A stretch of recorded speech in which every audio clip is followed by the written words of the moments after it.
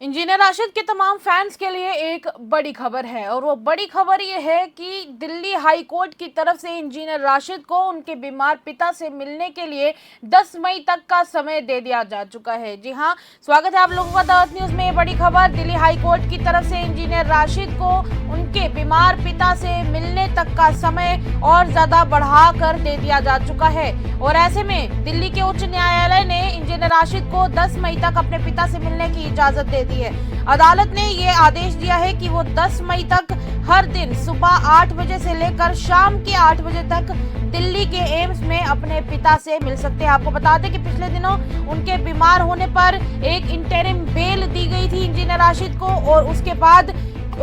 अब वो अपने पिता से मिलने के लिए गए भी थे और इस सब के बाद जब उनकी हालत और ज्यादा बिगड़ी तो फिर उन्हें दिल्ली के एम्स ले जाया गया, शिफ्ट कर दिया गया। पर इस सब सिचुएशन को देखते हुए, इन सभी हालातों को देखते हुए पिछली जो बेल थी उस बेल का समय 6 मई को खत्म होने वाला था और फिर क्योंकि कल ही 6 मई है तो ऐसे में 10 तारीख तक के लिए इस समय को बढ़ा दिया जा चुका है, यानी कि 6, 7, 8 और 9,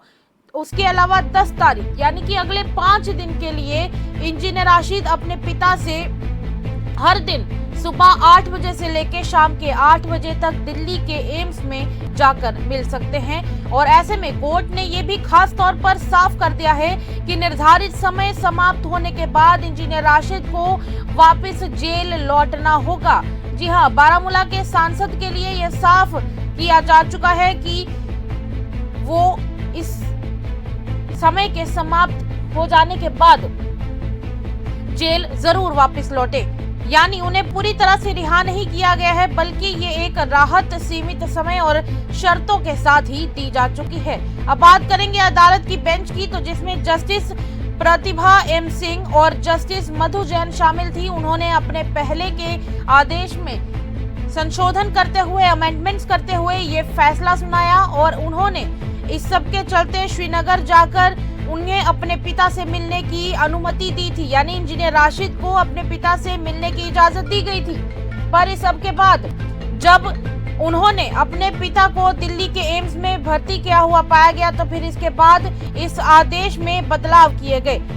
सुरक्षा को मद्देनजर कोर्ट ने यह भी कहा है कि फिलहाल इंजीनियर राशिद को साथ सादे कपड़ों में कम से कम 2 पुलिस वाले जरूर मौजूद रहेंगे, यानी कि ये जो पुलिसकर्मी हैं ये अस्पताल के वार्ड के बाहर तैनात रहेंगे। ये अहम बिंदु ये भी रहेगा कि फिलहाल इस अदालत ने इंजीनियर राशिद को मोबाइल फोन इस्तेमाल करने की अनुमति बरकरार रखी है और एनआईए की तरफ से इसका विरोध भी किया गया था, लेकिन कोर्ट ने इसे फिलहाल अव्यावहारिक बताते हुए खारिज कर दिया है। गौर करने वाली बात इसमें यह भी रहेगी कि इंजीनियर राशिद को पहले 28 अप्रैल को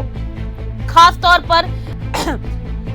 राहत के तौर पर देखा जा रहा है इस खबर को और ऐसे में कहीं ना कहीं ये भी कहा जा रहा है कि किसी किराए के मकान या फिर सांसद आवास में रहने की अनुमति उन्हें नहीं दी जाएगी और इसके सुरक्षा कारणों से भी